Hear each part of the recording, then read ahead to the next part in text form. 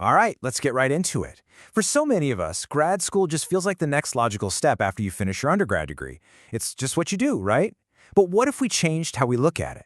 What if we stopped treating it like a default and started treating it for what it actually is? A huge, life-altering investment. One that could either make you a fortune or cost you one. So that's really the million-dollar question we're tackling today. Is an advanced degree that golden ticket to a better life and a better career? Or, for a surprising number of people, is it actually a golden trap loaded with debt and a negative return on your investment? The answer, I promise you, is a lot more complicated than you think. Okay, first things first, we have to be super clear about this. Graduate school is not just more college. It's not undergrad part 2. It's a completely different game, with a new set of rules, much higher stakes, and honestly a totally different reason for being there. And understanding this shift is absolutely the first step to making a smart decision. Now, this table breaks it down really nicely. Think about it. In undergrad, the whole point is to give you a broad education. The structure is pretty guided, and the outcome is to get you ready for an entry-level job. Grad school, the purpose is hyper-specialization. The structure is almost entirely on you. The outcome is to make you an expert, and the cost, well, the cost has this massive hidden factor called opportunity cost, and we're definitely going to get to that. So let's dig into that idea of scope. Your bachelor's degree was like a buffet, designed to let you sample a little bit of everything and build a wide, foundational base. Grad school is the total opposite. It's like ordering one very specific, very expensive item off the menu. You're there to become a deep, deep expert in one super narrow field. And this right here illustrates the biggest mental shift you have to make. In undergrad, you were basically a knowledge consumer. You showed up to lectures, you read the books, you absorbed information that already existed. But in grad school, that whole thing flips on its head. You are expected to become a knowledge creator. You're not just learning what's already known, you're supposed to add something new to the conversation. In whatever you do, don't let the number of classes fool you. Yeah, an undergrad might be juggling 5 or 6 courses. A grad student might only have 3. But trust me, those 3 seminars are a whole different beast. Each one demands a massive amount of your own independent research and work. So, fewer classes doesn't mean less work. It means a much deeper, more intense kind of work that you have to drive yourself.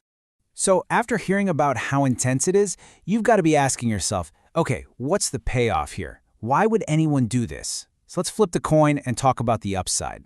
Let's analyze the potential return on this big investment. This is the number that really makes you stop and pay attention. $400,000. On average, that's the estimated boost to your lifetime earnings for getting a master's degree versus stopping with a bachelor's. And keep in mind, in some fields, that number can be way, way higher. And here's how that breaks down on a yearly basis. The data pretty clearly shows that people with a master's degree earn somewhere around 20 to 25% more than their peers who only have a bachelor's. You're talking about a jump from a median of about 80 grand a year to nearly 96 grand. That is a serious immediate boost to your earning power. But you know, it's not just about a bigger paycheck. Think of an advanced degree as a form of economic insurance. When times get tough, unemployment for people with grad degrees is significantly lower. I mean, look at that, just 2% versus 3.5% for bachelor's holders. That gap can mean real job security when the economy gets a little shaky. And the perks go way beyond the money. A graduate degree can be the very thing that unlocks promotions and gets you into those leadership roles. It's a signal to employers that you have a higher level of expertise, which can put you at the top of the list for big opportunities and connect you with a whole new, more senior professional network. Okay, that all sounds pretty great, right? But every investment carries risk, and this is a big one. So now it's time to be realistic and audit the other side of this.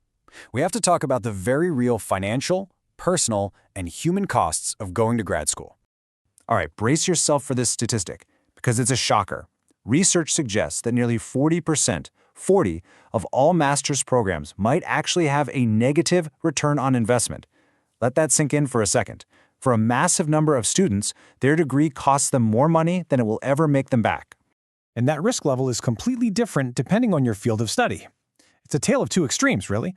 A master's in a hot field like engineering could boost your lifetime earnings by almost $1 million. But on the other side of that coin, the median return for a master's in the arts is a negative 400 grand.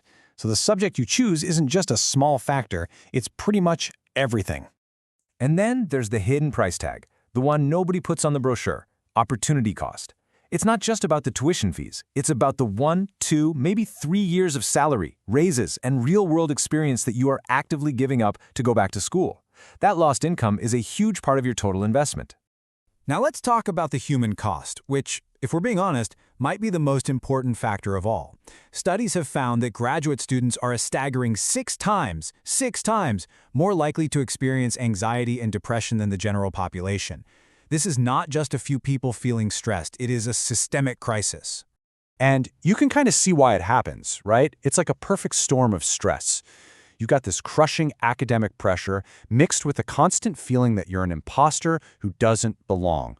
You've got the financial strain of debt, and you're often incredibly isolated, working alone for hours on end, with this unspoken expectation that you should be working nights and weekends too. So you're faced with this huge potential reward on one side, and these equally huge, really scary risks on the other. How in the world do you make the right call for you? Well, this last part is your action plan. It's a final checklist to help you make a smart, personal decision. First question, and you need to be brutally honest with yourself here. Is this degree an absolute non-negotiable requirement for the career you want? Like, you literally can't be a doctor without a medical degree? Or is it just something that would be nice to have on your resume? You have to know if it's an essential credential or just an optional accessory. Second, you have got to do the real math. And I don't mean just glancing at the tuition on the school's website. I mean calculating the total investment. Tuition, plus all the income you're going to lose while you're not working, plus the interest you'll be paying on any loans for years to come. You need to see that full, big, scary number. Third question, and this one is about looking inward. Why are you really doing this? Are you chasing a very specific, concrete goal that this degree makes possible? Or are you maybe just using grad school as a way to put off making a tough career decision? Kicking the can down the road is one of the riskiest reasons to go. And finally, have you seriously looked at the alternatives? Because a full master's or PhD program isn't the only way to get ahead. Could a professional certification get you there? A specialized boot camp? Or could just another year of really focused work experience be a faster, cheaper way to get where you want to go? At the end of the day, it all comes down to this one core idea. Graduate school isn't just the next level up from college. It's a highly specialized tool that's designed for a very specific job. You only pick up that tool when you know exactly what you need it for. So, there is no doubt that an advanced degree can be a powerful force to build an amazing future. The only question left is the one you have to answer for yourself. After looking at all the facts, the good and the bad, are you really prepared to pay its full price?